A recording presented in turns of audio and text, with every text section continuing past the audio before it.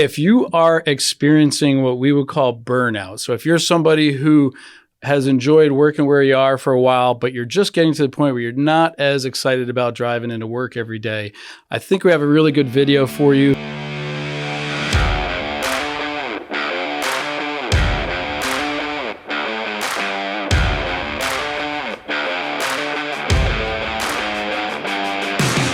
I am lucky enough to have two great advisors from our Stonehouse team. We have Kirk Lunger, Mike Cravath in here, and you guys are dealing with folks like this quite often, right? Regardless of where they're coming from. So you got a seminar coming up here. What is that, late September, Mike? Yeah, that's going to be held on September 19th and the 26th. That's 6 o'clock. Okay. And where's that going to be? That's going to be at our investment office. So our investment office is located at 80 West Tioga Street.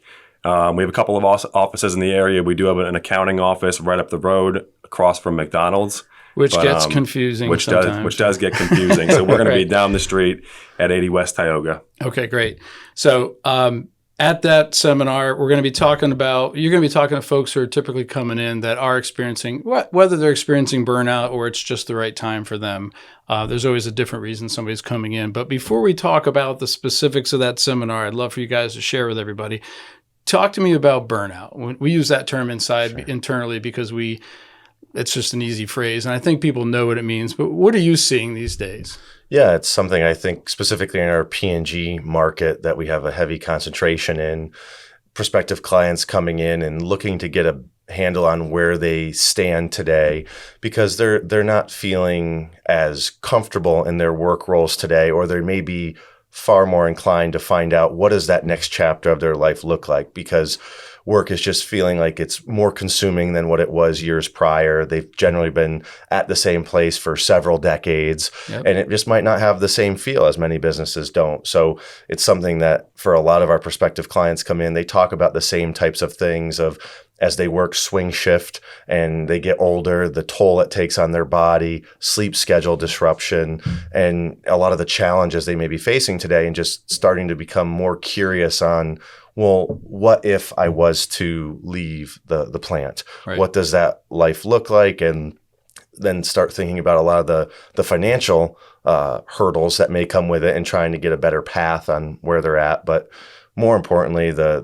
burnout factor is a lot of times what drives them of just saying, I want to see where I stand because I'm not feeling as comfortable as I once was where I'm working today. Right. So if they have that feeling, this is probably a great seminar for them to come to, right? So you guys love, you not a lot of people like doing seminars. You guys seem to love it, and I know, having just done a series myself in the spring, Mike, you were doing those with me. Kirk, you did one or two of those too. It's something really good about getting face to face with people and just answering their questions, especially after the meeting, right? Because you can ask like little side questions. But why is it that what do you like about the seminar that really feel like you're helping somebody to that next step?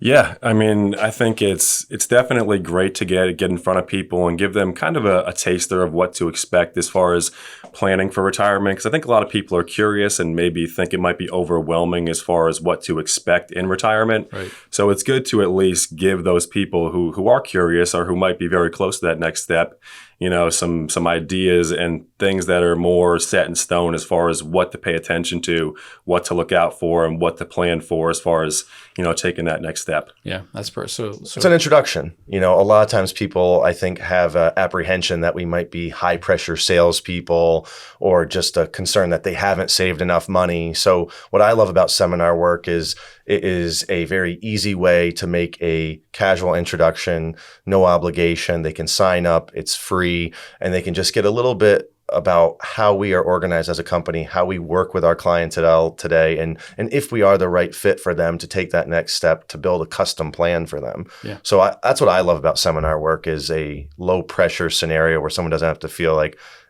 am I the right fit? Yeah. Right. So you're removing the mystery, kind of pulling the curtain back on what it's like to retire, and then giving them the confidence of how to retire and when to retire. Yeah. Right? Can they do it? It's a common question. So, all right. let's talk about the actual seminar here. So you talk about the 4 pillars. I know we've talked about that. So what are the 4 pillars that that they're going to go through? Sure. So, I mean, for our P&G retiree clients, the first pillar we're usually talking about is cash flow, which when we break that down to a lot of clients, what we're talking about is how we then turn your nest egg and your retirement accounts into your monthly paycheck. Yep. So for most people, that segue they're very used to for decades. They go to work, they get a paycheck, they live off that, they save, they invest, that account grows over time, and then they start to look at, well, what's the next chapter look like? So as part of that, it's not just where your investments are, but it looks at what does that monthly income look like? Will that differ over different stages of your retirement? So that's usually what we're going to start with initially, is just kind of give people a little bit closer look on the income side of the equation as to how we would then factor that in for a 15, 20, or even 30-year retirement. Okay. So that's the first pillar, cash Correct. flow. Yep. Okay. Second pillar. Yeah, and then to build off of what Kirk just said, so I mean, there's 2 different forms of income. There's going to be income based on whatever your retirement benefits are from your company, and there's also going to be Social Security, which is the second pillar, which is integral to any plan. Of all the people that I've had come in that need a certain amount of money per month to make things work, without having that Social Security benefit, it wouldn't be possible. So it really is one of the backbones of your retirement plan itself. Yeah, and then the big question: when do I turn it on? Of course, yeah. And you help them through that, right? We do. Yeah. I know these answers, but anyway. All right, third pillar. So healthcare, it's generally today statistically going to be one of the biggest expenses over someone's retirement. So as part of that, there's multiple different levels to healthcare planning and retirement. For us in our P&G clientele, we have a lot of folks that leave before 65. Some almost 10 years before, based off what P&G's retirement eligibility criteria is. Fortunately, Procter & Gamble has retiree health benefits if you meet those criteria, and we've been fortunate to be able to help people manage that process as they go through retirement to determine what's the best mix for them. Not just the financial side of how do I balance that additional cost in retirement, but also what are my other options? So when I turn 65 and now I'm eligible for Medicare, do I stay on the P&G retiree healthcare plan? Do I switch to a private plan? What about my spouse? If I was the primary insurer in the household, how does that impact it over my retirement? So healthcare is a huge expense for the average retiree in this country. And it's something that a lot of other firms may just shy away from, and that's not their specialty. We actually try and take that as an opportunity to jump in and see how we could assist someone further. Even if we aren't the industry expert, we want to put them in contact with a person who is. Yeah. So you help them solve that. Yep. That is a stressful topic for a lot of people. Yeah. It depends what they have going on. But sure. Yeah, that's awesome. Okay. Fourth pillar. Yep. And then the fourth pillar, which I think it went last for a good reason, because it's often overlooked in the beginning parts of planning, is estate planning.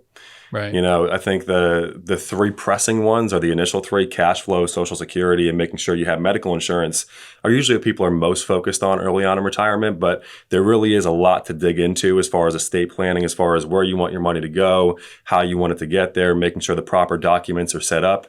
It's definitely a big piece to dive into that people should probably pop on, sooner than later, because it often gets pushed off quite often. Yeah, and some of that stuff is okay to push off, right? Like I know this isn't part of what we were talking about, but I think it's important that people kind of get overwhelmed. Like, oh my gosh, there's so many things already in those first 4 pillars. Sure. Plus, I'm thinking about some other things going on.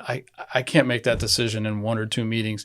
You don't have to. Some of this stuff takes years and years, right? It's a marathon, not a sprint. Right. So our hope and goal is that part of this process is something we're going to review with you several times throughout your retirement. And the last pillar, estate planning, is the one that's most common, where we'll call it kicking the tires.